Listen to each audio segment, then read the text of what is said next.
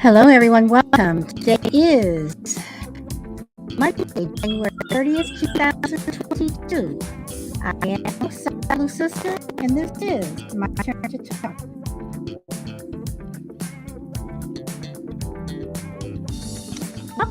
Welcome. Our guest today is PrepNMoney. Welcome. Hey, Angela, welcome. Frank, welcome. Angela, I'm officially going to say you're number one today because PrepNMoney is the host. So he doesn't count. Sorry, Prep. Hey, Frankie, so let me actually know too. And for anyone still on any streaming apps, I'm doing welcome. And those who support me watching the recording, the playback, thank you very much. You guys are definitely thank you. Hey, Sherry, welcome.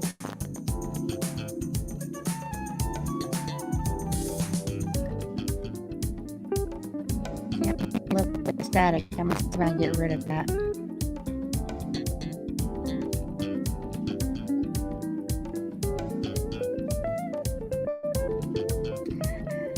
I know, I'm going to see if I can get rid of it. I'm working on it now. Hey, Breen.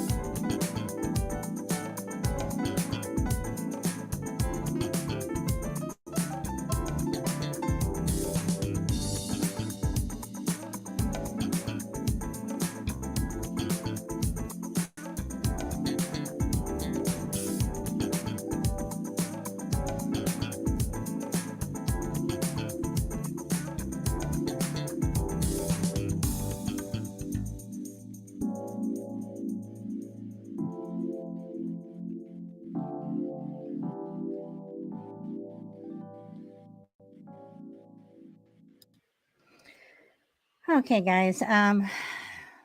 Let's see.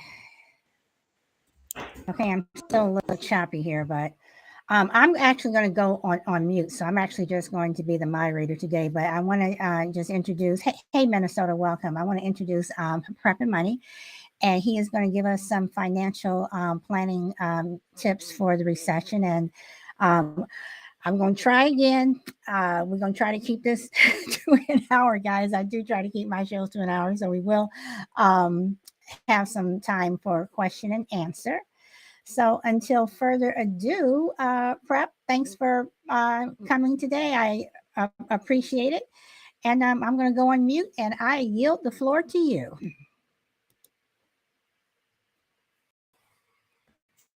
All right, thanks, Solid. Hey guys, long time no chat. So getting right into it.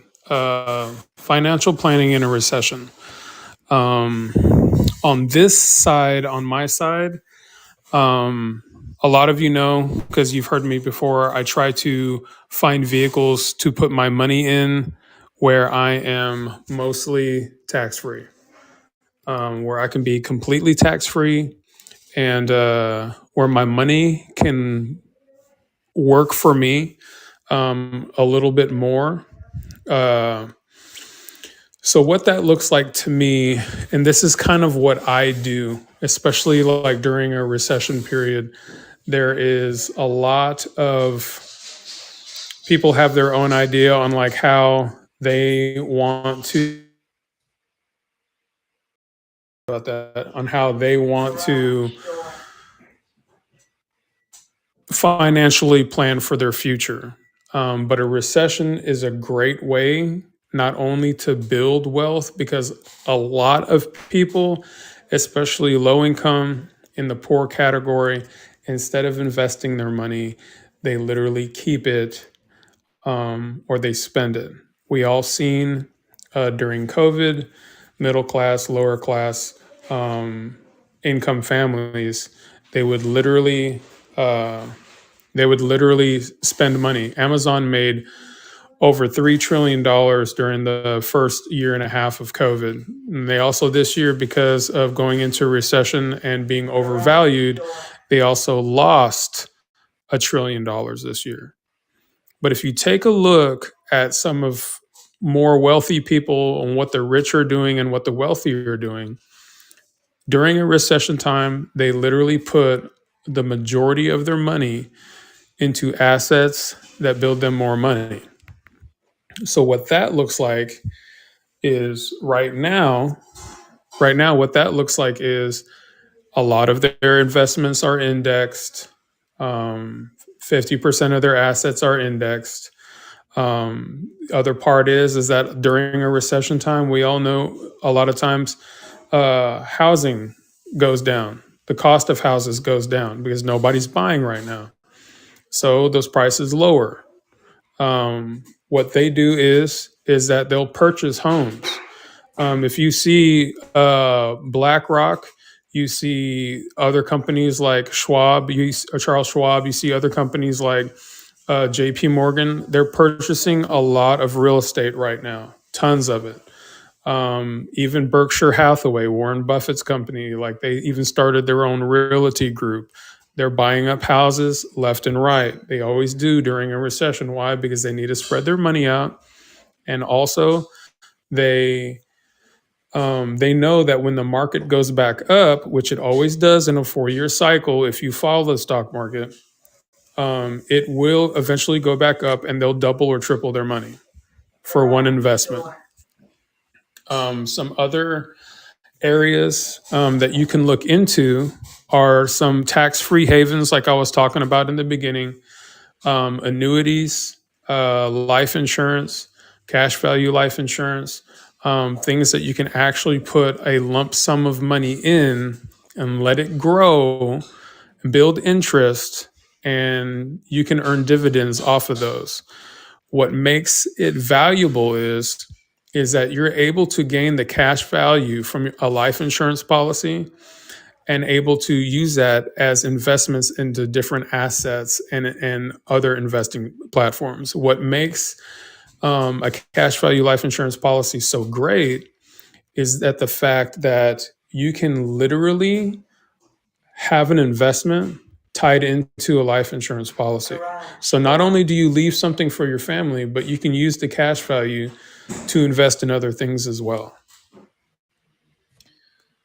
So will this help us if things really get bad? So this is how, so answering that question right there is that if things really get bad, they're bad. And with, along with the kind of prepping community, I'm labeled as a prepper and that's fine. I take that with a badge of honor because the things I invest in are kind of a little bit different. So I'll break that down to you right now. And none of this is financial advice. So just be advised, this is just how I invest, guys. So how I invest is that I invest in a lot of hard assets during a recession. I'll invest in hard gold, silver, palladium, things like that. Things that I can tangibly touch in my hand, hold in the safe. Not just on the prepping side of it, but just in general. Gold and silver is so undervalued. I mean, literally at $30, you know what I'm saying, for an ounce of silver, you know what I mean? Like you could literally get a kilo bar of silver for less than $1,000. I think that's not a mistake. And then with them saying that it's overvalued, that the market is extremely undervalued, in the next 5 years, next 5 to 10 years, I'm literally seeing silver where gold is right now, where it's literally hovering around 18 to 1900 for an ounce of gold. So holding on to that stuff, you literally can build wealth over time. And it's just smart, tangibly, I like to be liquid in a recession as well. So in an emergency situation, I like to keep at least $1,000 to $2,000 per member of my family because yeah, emergencies happen. But you also have to realize you have to do what is able this stuff and I'm talking about may be overwhelming or you may be like extremely like go over your head like there's no way.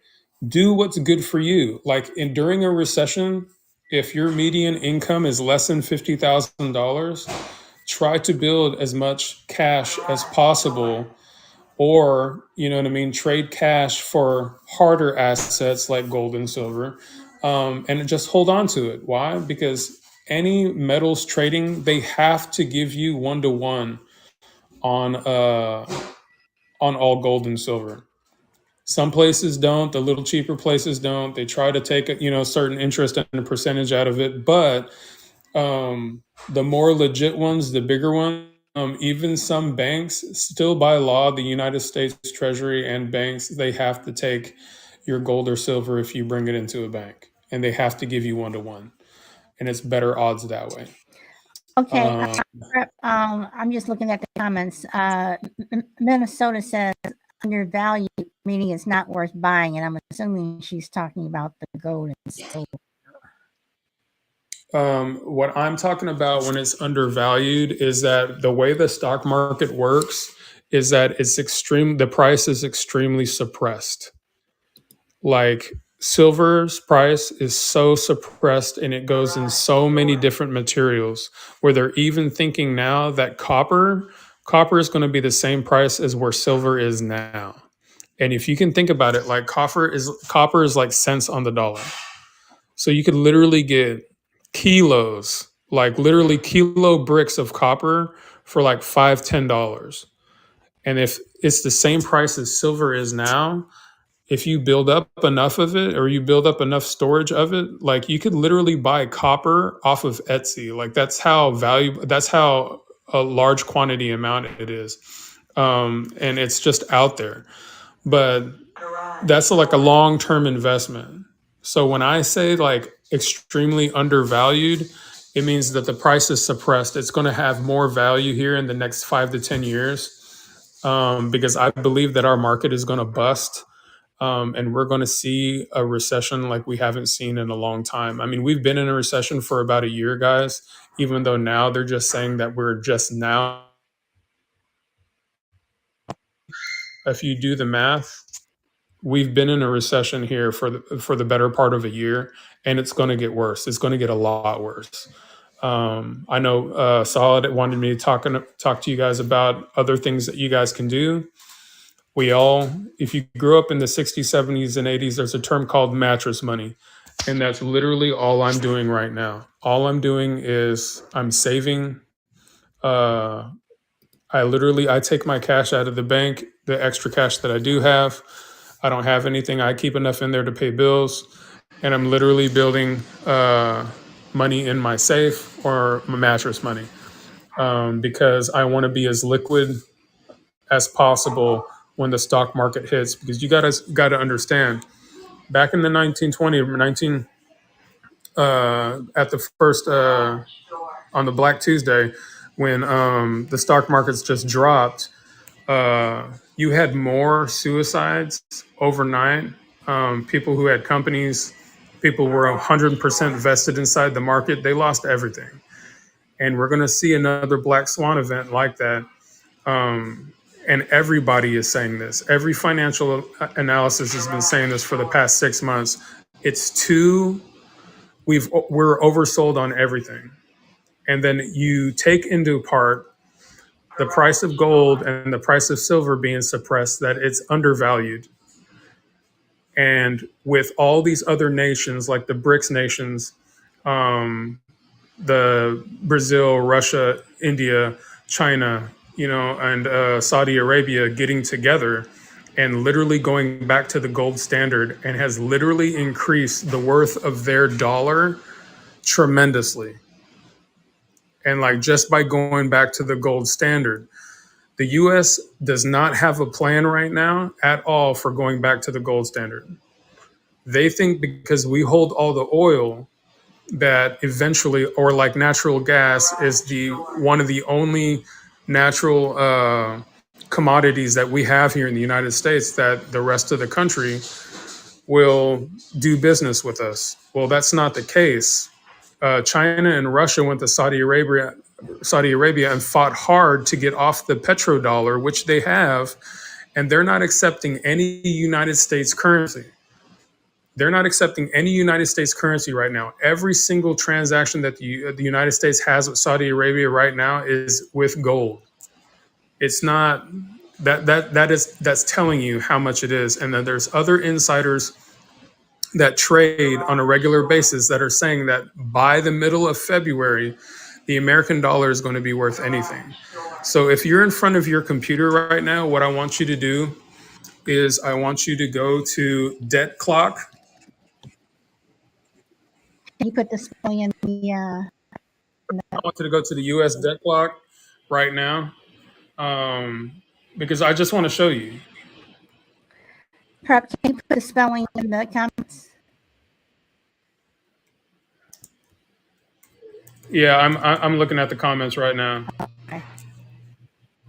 So, how should we financially plan for emergencies if you don't have food?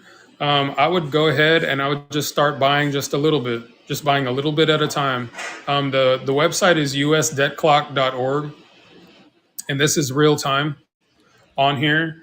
Just start stocking a little bit of food at a time. I'll tell you this right now. The most valuable thing in a grid down or a lockdown situation is not going to be gold and silver. It's going to be cans of food. It's going to be oil. It's going to be fat. It's going to be, nobody's going to think about money then. They're just going to think about how to feed their family. Because you got to think about it. At your local grocery store, most grocery stores only hold 3 days worth of food.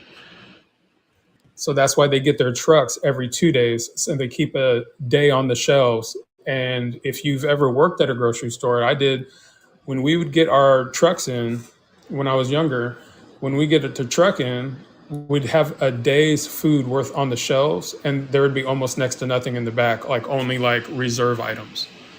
So you got to think about it like this. Like if you have not started at least saving some canned food, you got to think about this. What did your grandma used to do? You used to go to your grandma's house, or you used to go to somebody who was older and they'd always keep a little bit of extra food in the house for emergencies. Well, there's a huge emergency coming up and nobody's talking about it. Literally, nobody's talking about it. Now, for the couple of you that are on the usdebtclock.org website right now, this is real time. This is the United States. This is the United States usdebtclock.org. If you go into the bottom right corner, it says dollar to oil ratio. For the first time ever in history, it says $0 to a barrel. If you go down lower, it says dollar to silver ratio now. It is 0 per ounce, $0 per ounce. If you go down to gold, it says again, $0 per ounce of gold.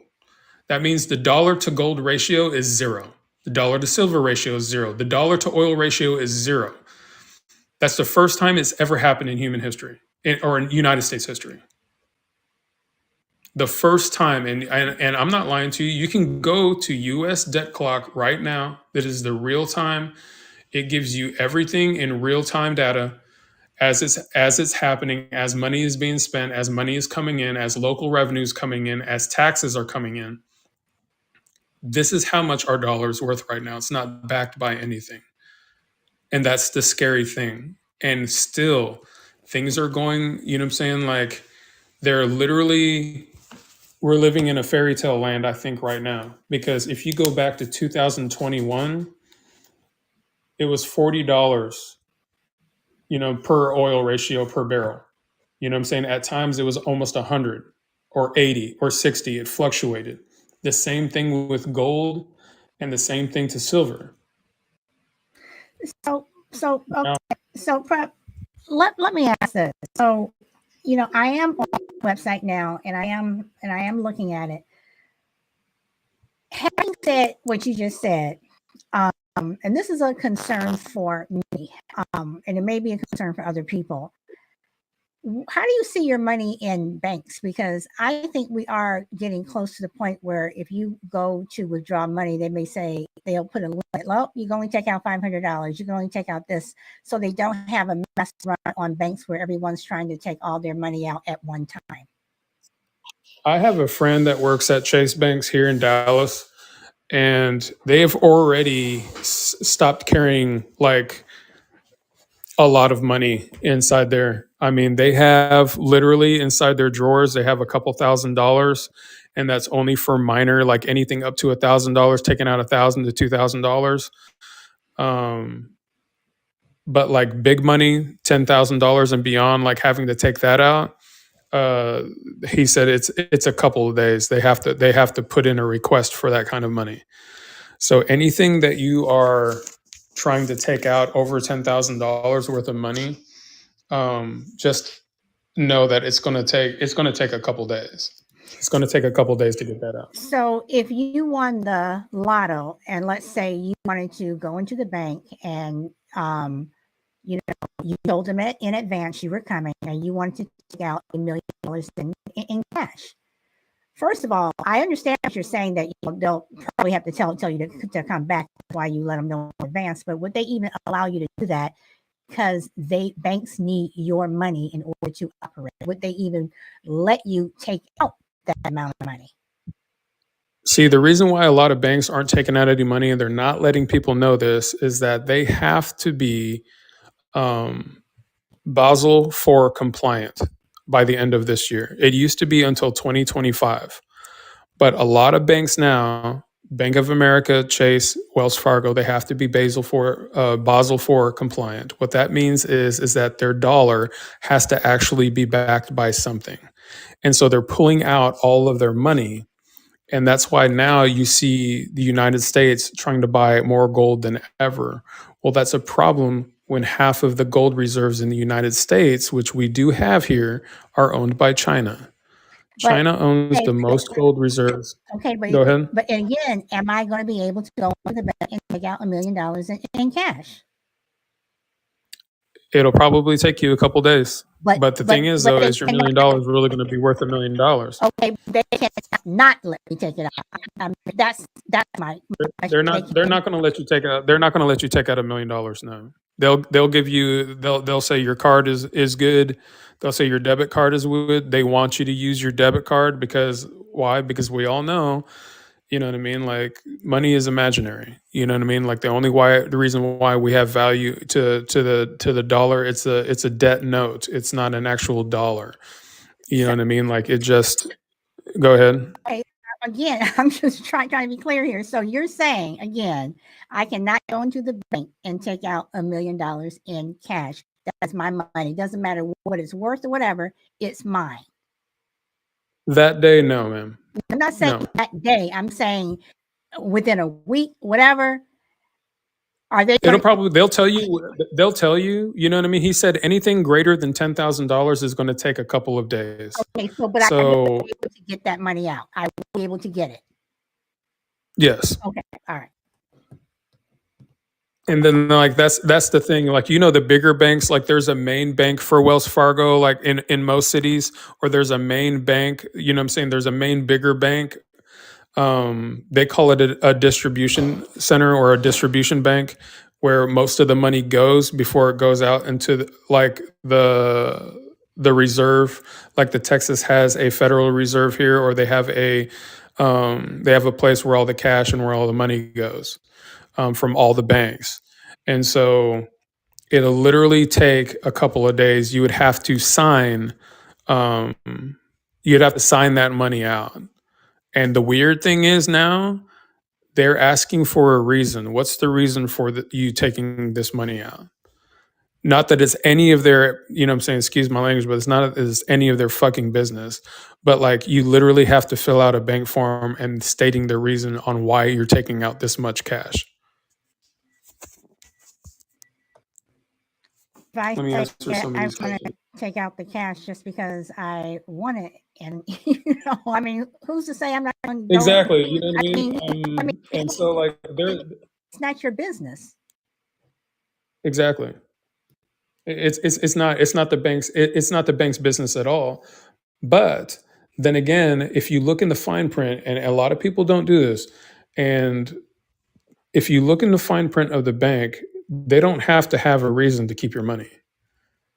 And here's another one for you, and then you guys can go do your own due diligence and research. But the FDIC, the insurance for all the banks, they know that they're over leveraged. All the banks are over leveraged in derivatives. If you look up JP Morgan, if you look up the derivatives market and all the banks that are over leveraged, JP Morgan is almost number one on that list. They're like $68 trillion over leveraged in derivatives right now. That's people's retirements, that's people's pensions.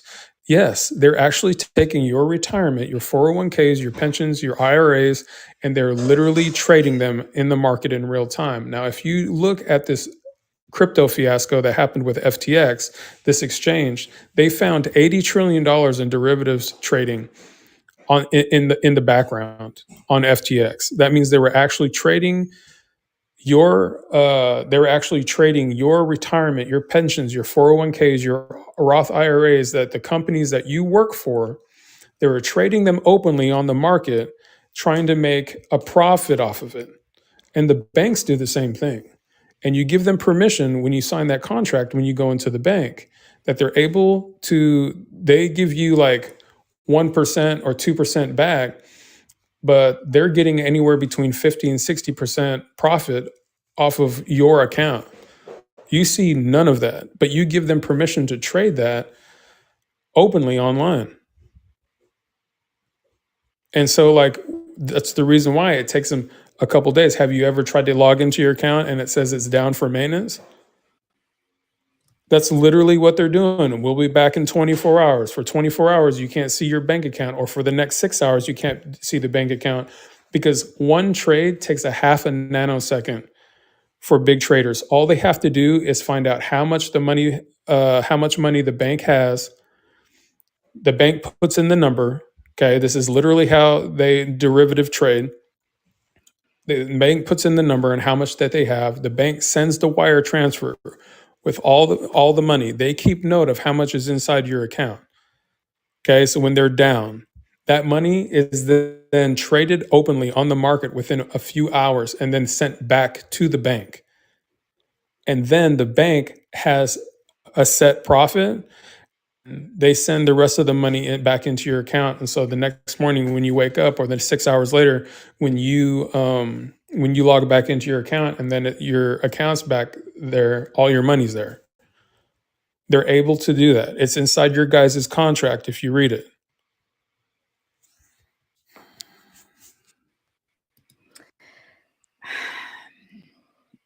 I'm just listening to you because I don't know. I had a situation a couple of years ago where a customer paid me for a product, and it was a good sum of money. I'm not going to say which bank it was or how much money it was, but it was a significant sum of money. And the bank, I don't know, they claimed that they had to research where the money was coming from, but I had deposits from this one customer pretty much on, I mean, I always got them.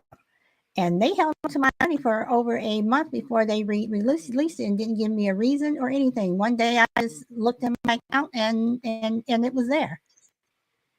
So I don't know if they were doing some hanky panky, but I have found out that this bank has had issues with business customers and with some regular personal accounts with doing things with their money, and they have some lawsuits, so it's like, seriously. Yeah, I mean, it's as shitty as it sounds. Solid is literally what they're doing. They're literally trading everybody's money, open source trading. And when FTX happened, You have so many banks now that are like double leveraged, double over leveraged on derivatives on people's retirement. That's why so many people, if you look from the time of COVID till now, the derivatives market and people's pensions, people's livelihood, all right? You have people in their 50s and 60s about to retire that have to work another 10 years because they don't have enough money in their retirement now. The 401k is so outdated.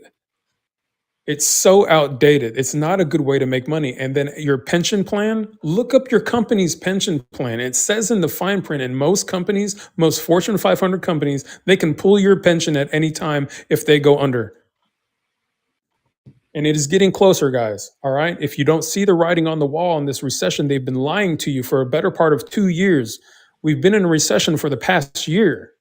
They're lying to you. Okay. This is one of the worst recessions in human history that is about to go on. We're literally going to see a black swan event. And I'm not out here to fearmonger, guys. If you literally follow me on TikTok at PrepNMoney, like I try to keep it light. I try to keep it extremely positive. But there's light at the end of the tunnel. Gold, silver, palladium, copper will never lose its value. It is a hard asset. And that's why I tell everybody who is who is from a lower class, if you have any cash in your savings and you're trying to make it out, take $1,000, go down to a metals distributor, buy a 2.2 pound brick of silver for $1,000. Because literally here in the next 5 or 10 years, that 2 pound brick is going to be anywhere between $5,000 and $10,000. You just doubled your money. No, you almost 10x your money, or 10x your money, excuse me. You know what I mean? Like, and this is things that happen. People in the first depression, people who had gold or who had life insurance were the next wealthy. Did you know that the Rockefellers invented the irrevocable trust in during the Depression? And then they used leveraged life insurance, cash value life insurance, which was whole life at the time, and they put it inside there. So anything, and the thing is, guys, when your life insurance policy goes into your trust, in your irrevocable trust, even if you die, that policy, the cash value is taken out of it, but you're able to pass that life insurance policy on to an heir or somebody else over the trust, the beneficiary over the trust, and that is allowed to grow. So that's how they made their millions upon billions of dollars. That's how they made it. They made it literally, they made it by passing the beneficiary on and keeping the same policy. Okay. I think Mama Bear is here. Mama Bear, did you have a question?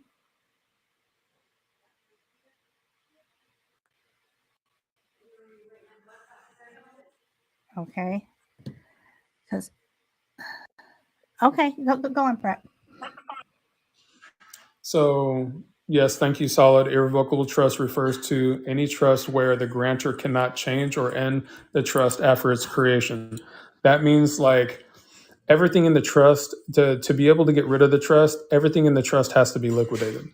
And that's why so many wealthy people or rich people, they start a trust, they start LLCs, they become a separate entity of the trust. Nobody knows who the advisor or the beneficiary of the trust is, and that's why Walmart's can't be sued, because if you look up Walmart is a giant trust. The whole company is a trust, and they have LLC upon LLC upon LLC upon LLC upon S corp.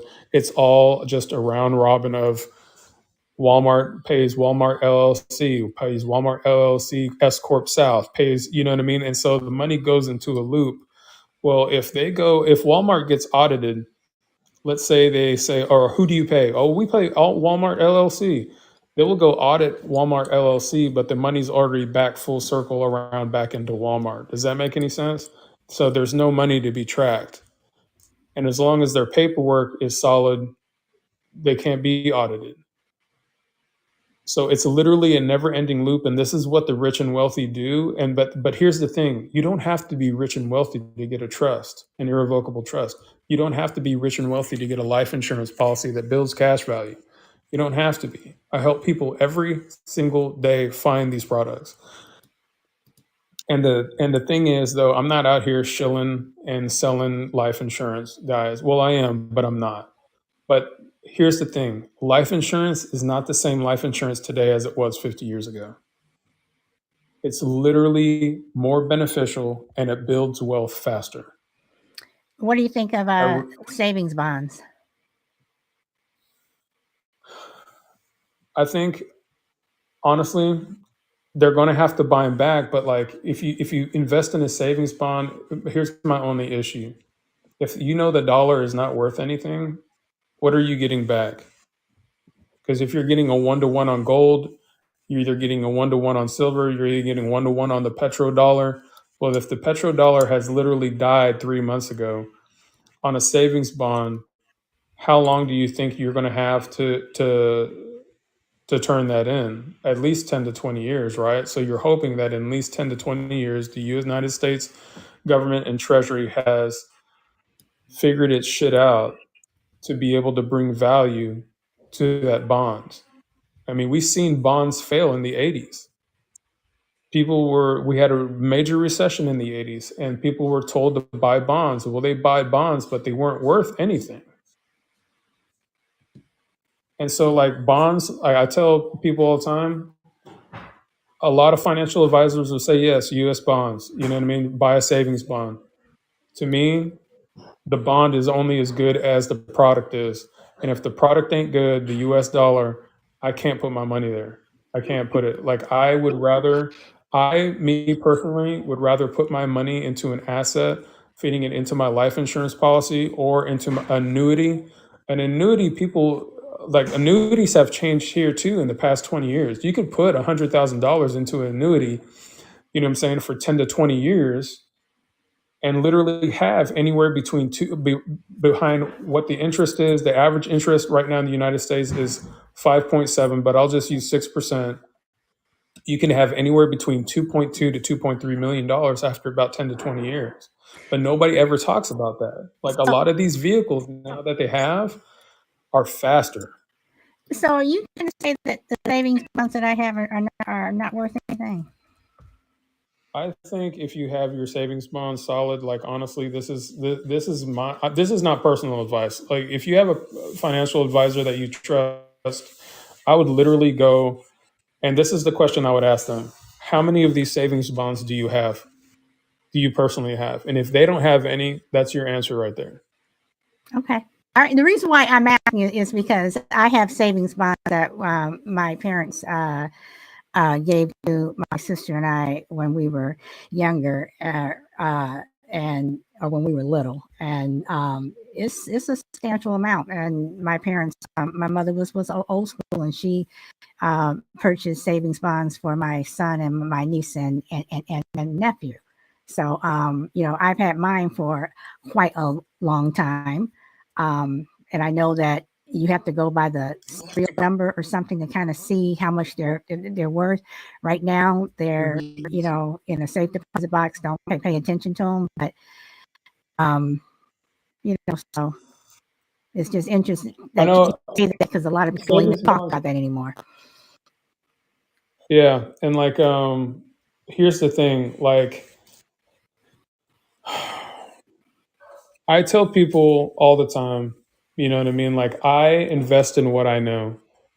And savings bonds, even when you cash them out, you got to pay a tax. Am I correct on that? Yes, you are. Yeah, you have to pay a tax. You have to pay capital gains tax on it. A lot of the investments that I deal with are completely tax free.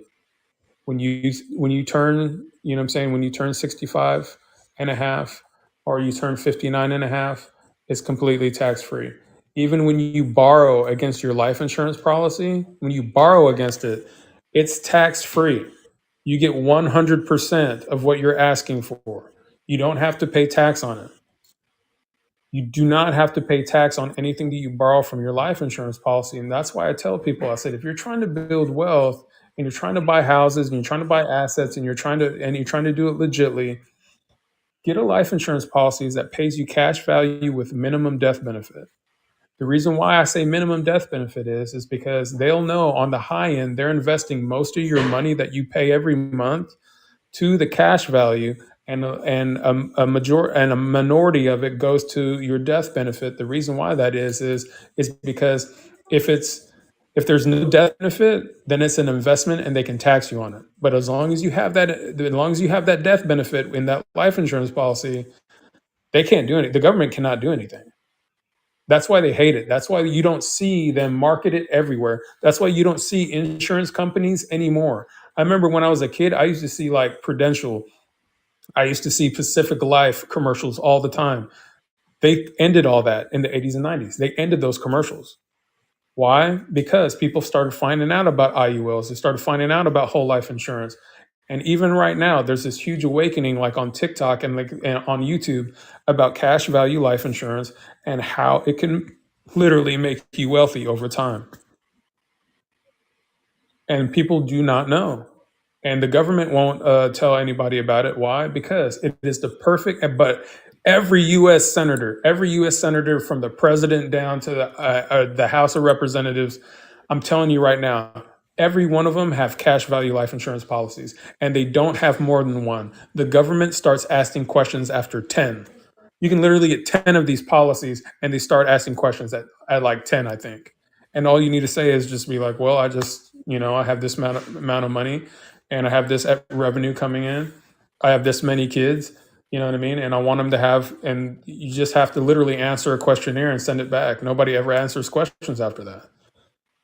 The only time that they ever ask more questions other than why do you need another life insurance policy is if they think you are, if you're committing fraud. Then they go into a whole investigation. But that's a different podcast. But yeah, there's no limit to the amount of policies you can have. In the United States, there's no limit to how many Roth IRAs you can have. And the difference between an IRA and a Roth IRA is this.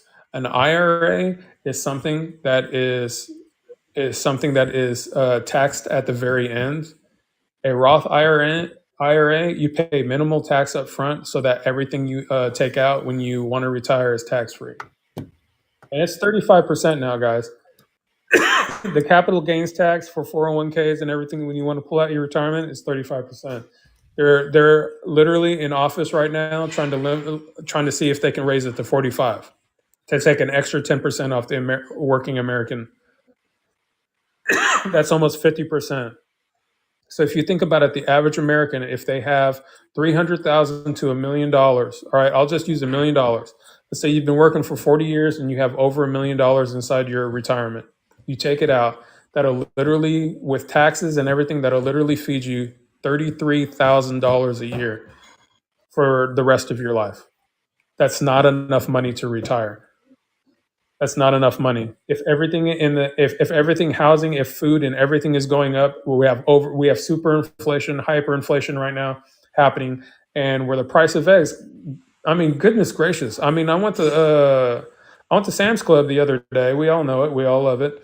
And a 15 dozen eggs before COVID were $32. Now they're $79. They're $80 for 15 dozen eggs.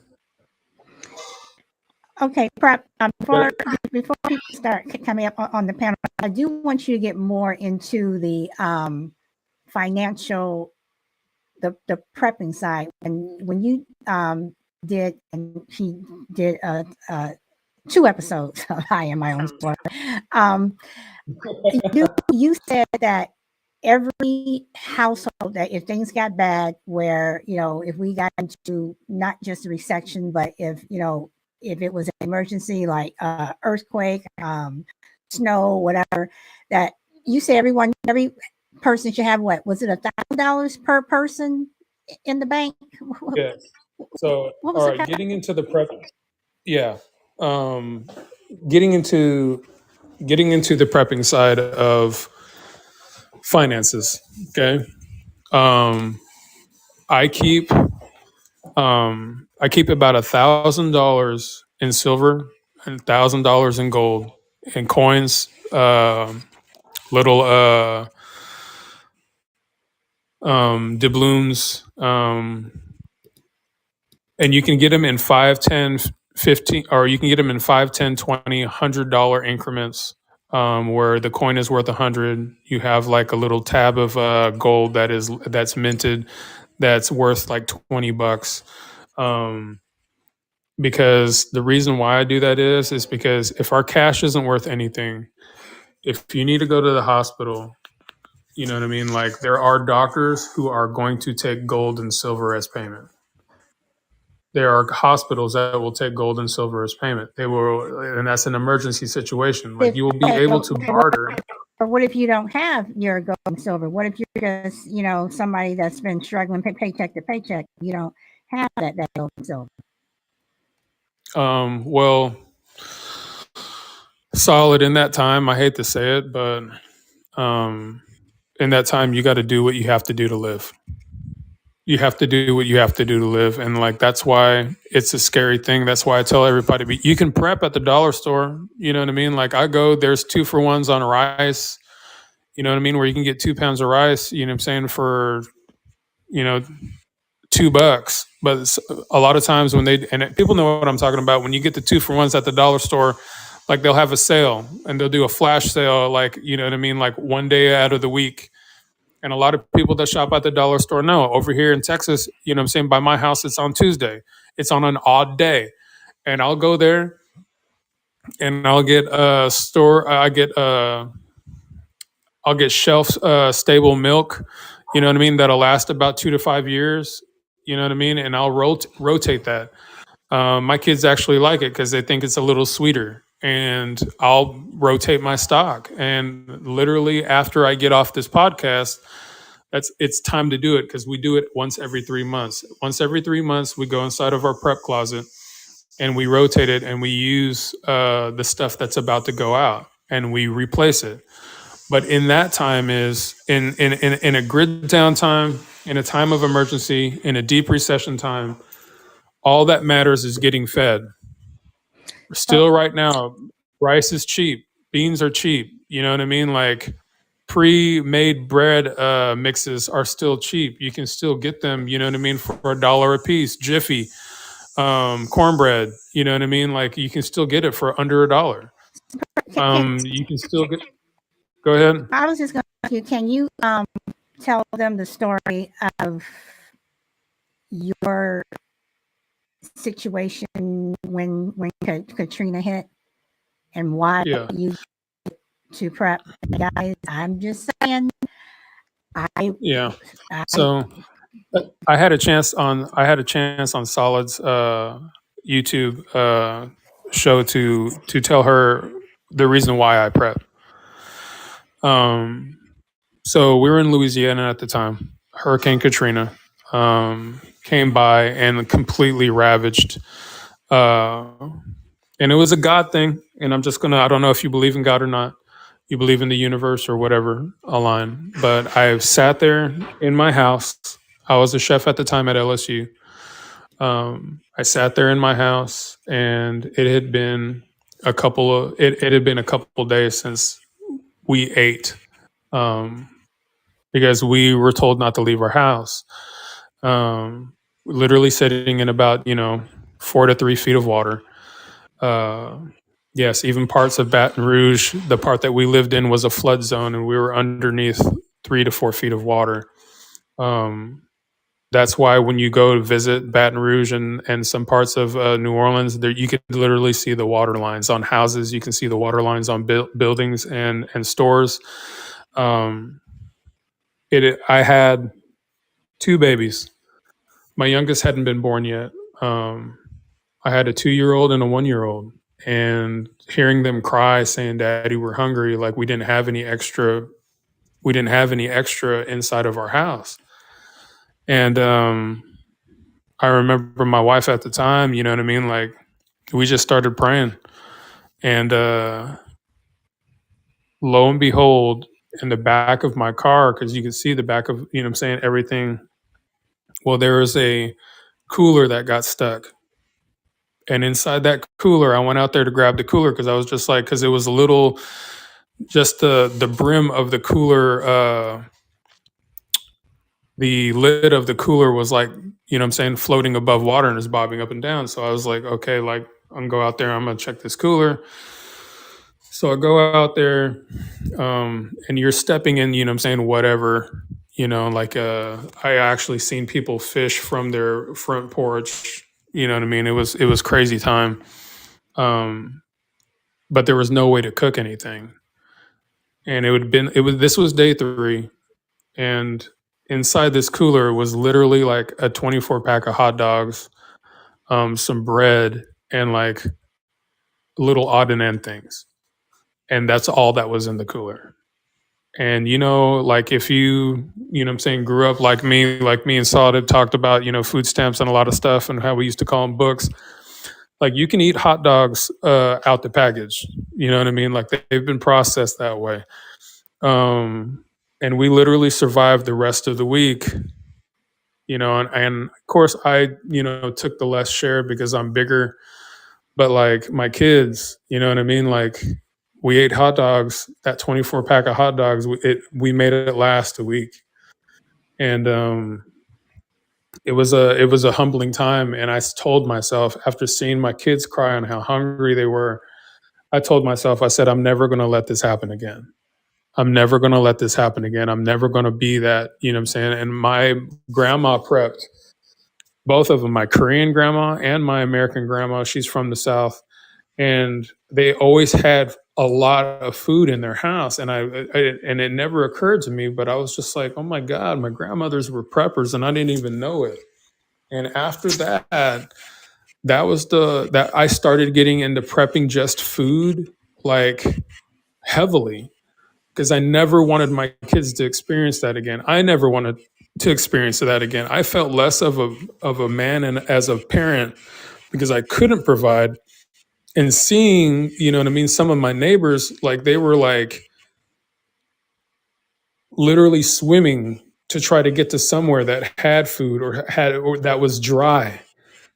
And luckily we stayed in, a 2-story house, and we stayed in the upper part. We all slept together. And it was a fluke thing, man. And I still, thank the universe, thank God every day for that. I So, really do, because it was hard. so Prep, can you now tell Prep? These told me several stories, and I take these to heart. I take these to heart. You now tell a story about being in Texas and with the outages you all had and how you all survived that since you were prepared. Yeah, so we're prepared here in Texas. We had just moved into our new house. No water, no no electricity. You know what I mean? Like the only thing that worked in our house was gas, and I'd have to flick my Bic to get the gas to turn on my stove. But that was the only thing that we had running. We had no water. There was a huge freeze. It lasted almost a week and a half, and I was literally shoveling snow into buckets to melt them down so we could flush our toilet.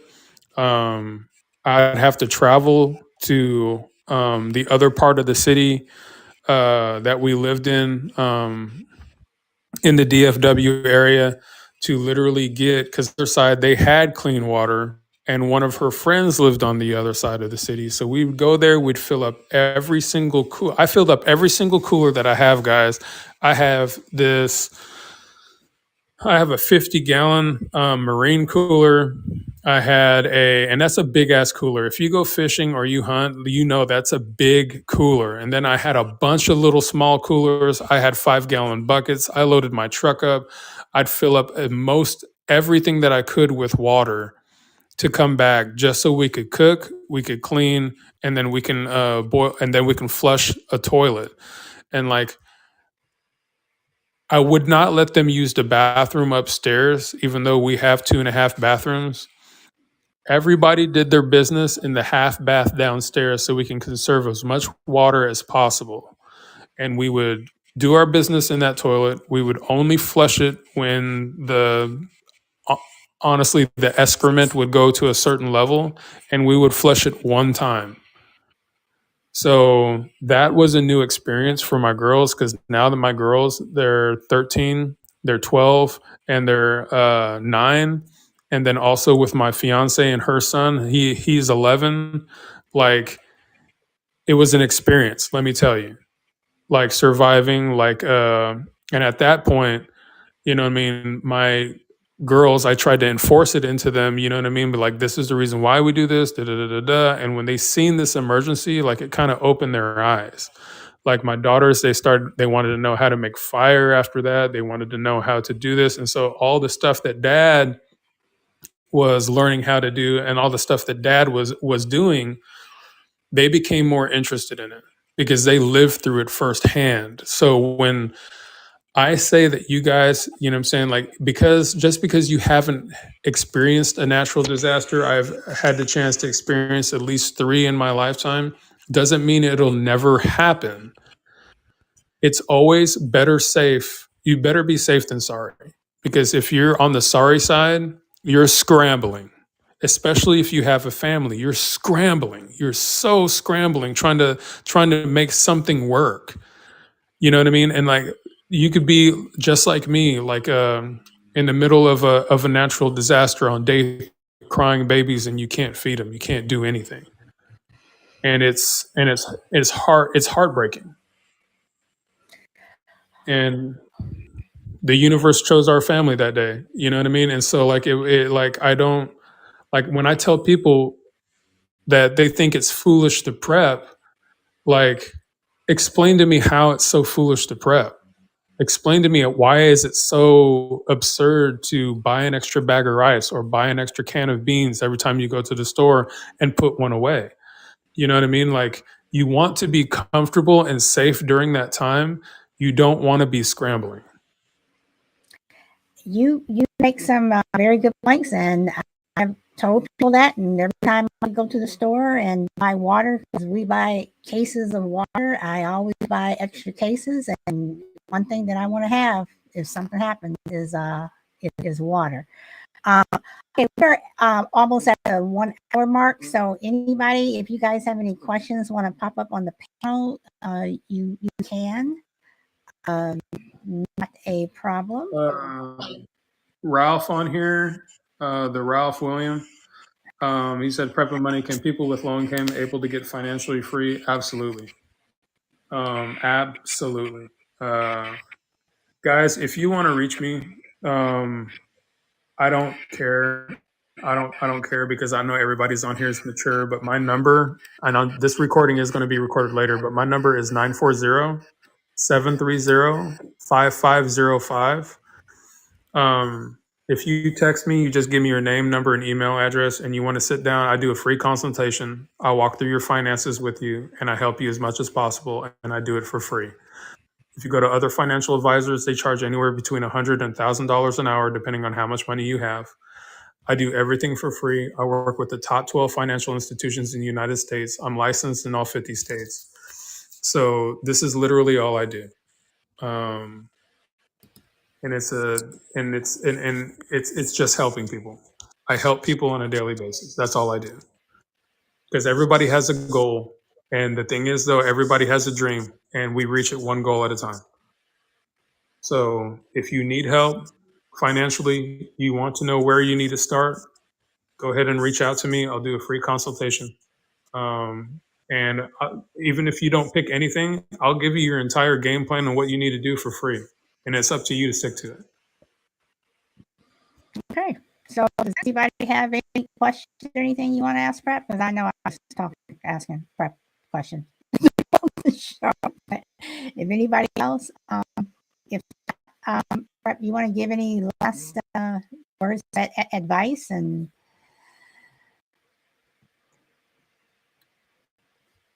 everybody, there's 2 things people hate talking about, and that is sex and money. I love talking about money. Um, and here's the deal, guys.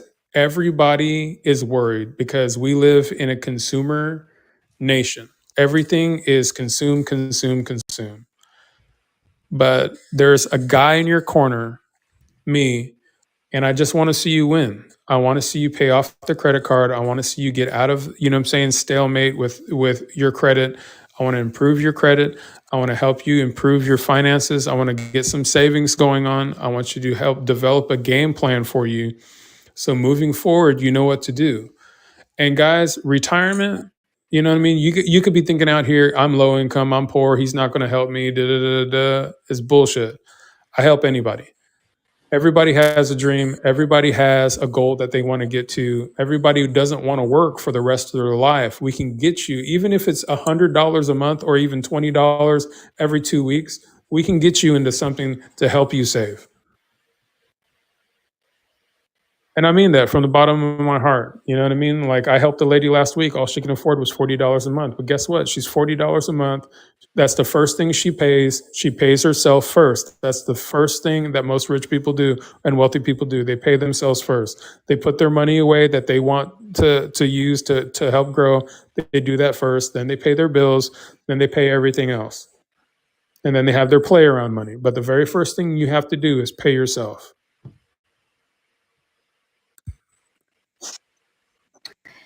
And guys, get a flashlight. Everybody have a flashlight in their house, please. Just in terms of being prepared. So Yeah. I'm sorry. I say that because I know so many people who don't have flashlights, and you know I just shake my head like, how do you not at least have one flashlight in your house that if lights go out or some emergency candle or something, and people don't, and then you're like, you know, mad because they don't. You know, so I don't know. Okay, everyone. Prep, thank you so much. You want to tell about where they can find you and your upcoming podcasts? Yes. So I'm gonna have Solid on my podcast because I know that she has stories to tell. But the name of my podcast, I'm going to start it in March. We're just going over some things real quick, and I'm waiting for equipment to come. But the name of my podcast is going to be Hood Parents with Suburban Kids. So I grew up in a low income area in Seattle, Washington, where a lot of my friends that we grew up the same. Like I said, if you grew up in the 70s and 80s, like I did, like you know what books are, you know what the food stamp game is, and the thing is though, my kids don't even like know what any of that stuff is, and it's going to be very motivational. What we want it to be is that we want to reach out to young men who are teenagers, who are in their 20s and 30s. We want to reach out to them and we want to feed life into them. One, as men, I think we need to do better. Two, it's what I wish my dad would have told me. You know, because there's a lot of men that grow up and they don't have fathers, they don't have father figures. You know, I was blessed enough to have a dad, but he might as well not have been there because he worked like 4 jobs. Like now, me and my dad are really cool, but like growing up, my dad didn't show up for nothing. My dad never went to a football game, never went to nothing, never told me anything about money, even though like financially he's really smart, but he didn't teach me anything. And so I had to go out and I had to seek advice from other men, and they told me what I should do. And I do my due diligence and my research and look everything up. And so this is going to be a podcast more geared toward motivating young people and what I wish my dad would have told me. It's open to women as well, because there are girls that grow up, you know what I'm saying, without fathers, and you know they need to know where to go financially. What moves do I need to make now to make sure that my future is secured? It's all of that. It's going to be centered around comedy. I like to laugh. I like to tell jokes. My co-host Vic, he likes to do the same thing, and we're going to hopefully by the 1st of March we'll have everything up and running to be able to make that happen. Okay. And then also on TikTok, right? Yes, you can reach me at PrepNMoney on TikTok and also PrepNMoney on Instagram. Okay. Everyone, that's the show. And again, thank you so much for coming. I hope you guys learned a lot. I hope he was able to help you guys in something. I do listen to him. He's helped me in a lot of the advice that he has given in terms of how I do things. But other than that, guys, that's it. So thank you guys for coming, and I hope to see you tomorrow. And I'm just going to go out with the same music that my intro was because I don't have any new music. I didn't have time to download, but I will have some new music tomorrow. But again, Prep, thank you so much. And everyone, I hope to see you tomorrow. Bye.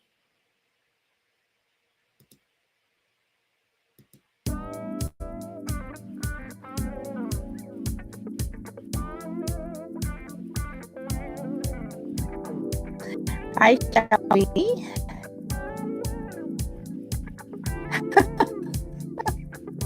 Crazy you said it, but she told me, I don't have the problem. I don't enjoy this fun. And they don't, and she doesn't like the sleep.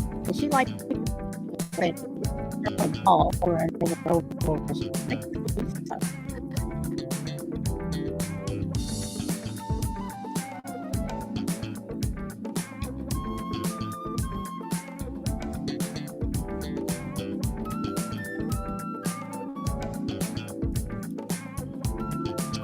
See. Yes, having a generator is a plus. Yes. Generators are like fun in times. Block was out. Yes. Especially making sure that your food. Well, last thing you want to do is have to throw it out.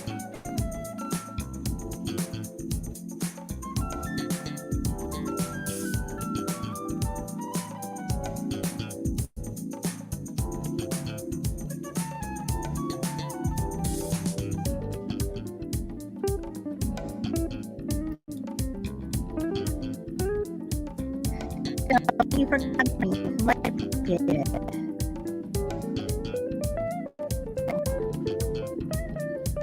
And Jay, thank you.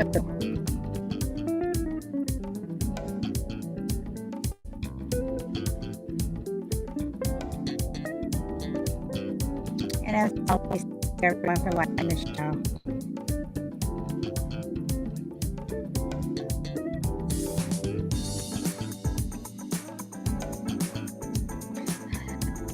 We're looking forward to the day of creating a post show.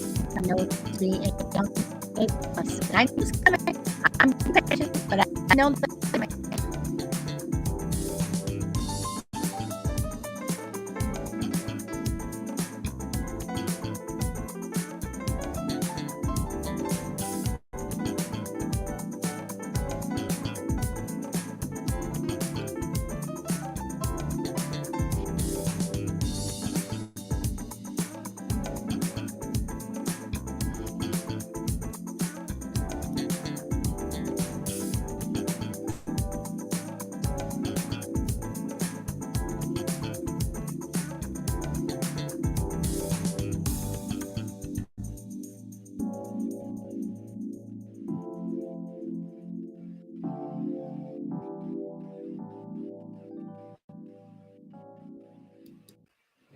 Okay, everyone, that's it. I hope to see you tomorrow.